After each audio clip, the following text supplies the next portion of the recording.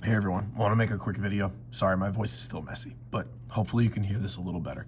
So I want to make a quick video on the material that we went over today. So we need a formula. We need like an equation to help us figure stuff out when we don't have the physical nature of things. Like this cup activity, we have no idea how tall these cups are in person. We have an understanding of what they are like after some pattern develops, but we need something else. So that something else is slope-intercept form. This is the blueprint for us to figure out like how tall is one cup, how tall is each additional cup, stuff like that, right? Because we want to find out how many cups are needed to get a height of 50 centimeters. Well, the only thing we know is that 6 cups is 15 centimeters tall, and 12 cups is 23 centimeters tall. This is all we know. So we need to figure out an equation or a blueprint so we can figure out how tall 50 centimeters of cups would be. Like how many cups would that be? All right, so let's do that. So we need the slope, which is m. We need the y-intercept, which represents the height of one cup, right? The initial value. So we have an x value of 6 and a y value of 15, right? Because if we were to set up a table, it would be cups and height. So 6 cups would be 15 centimeters, 12 cups would be 23, and so on and so forth. But let's use the equation for that instead. So let's just use the first set of points. 15 is my y value. Now, the slope we need to figure out using y2 minus y1 over x2 minus x1. Okay, so my y2 value would be 23, because that's the second y value I see, minus the 15, which is my first y value, over 12 minus 6, because those are my x values. This is going to end up to simplify to 4 over 3. Okay, that's the slope. And then we're going to have this x value, which was 6, plus b. We did this last semester too. We need to find the b value. We need to find the initial value. All right, so we're just going to simplify and solve this equation. 4/3 times 6 will simplify to 8 plus b. Subtract 8 on both sides. 7 equals b. That's the initial value. Okay, now what does that mean? That means one cup from, like, if it was sitting on this table, is 7 centimeters tall. Okay.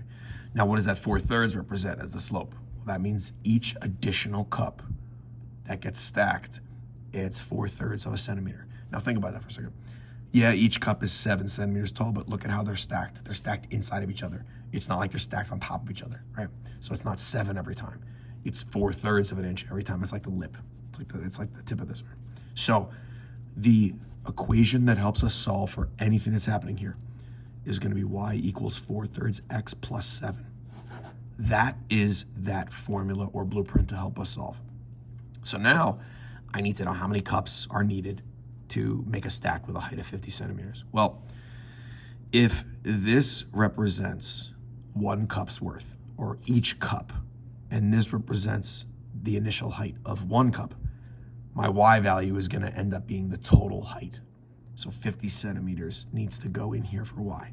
And then I can solve, right? So then I'm going to set up an equation. 50 equals 4 over 3x plus 7. I'm going to solve for x. So I'm going to subtract 7 on both sides. And I'll get 43 equals 4/3 x. Now I'm going to do this quick because of time. X is going to equal, I think it's 32.25. But there's a problem here because I don't sell cups in this increment. It's either 1 cup, 2, 3, 4, 5, 6, 7, or 8. Like there's no 0.25 of a cup. So how many cups do I need to reach a height of 50? Well, this gives me 50 on the spot, but I can't stack 32.25 cups. So it's going to actually be 33 cups. The answer is 33 because that will get me past my 50 that I need. Okay. The table, XY, also represents the number of cups and the height. So then I can just set up my table like I did with the slope. 6 for 15, 12 for 23. These are going up by 6, so I could make this 18. These are going up by 8, so I can make that 31. 6 more than this, 8 more than this, so on and so forth, right? You can make the dots on the graph. I don't care about that right now. Answer the questions accordingly based on what I said originally. Okay, now we're trying to find slope-intercept form. Remember, y equals mx plus b. That's slope-intercept form, okay? So the b is the y-intercept. Where does it initially hit the y-axis? On here, it's easy to see because I have a graph. The y-intercept is 15 because that's where the graph or the line touches the y-axis. The slope is going to be a little different here because we have to count.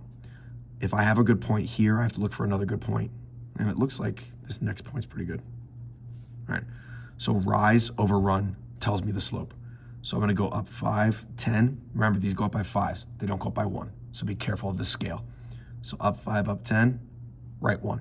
So the slope is 10. So the equation of this line is y equals 10x.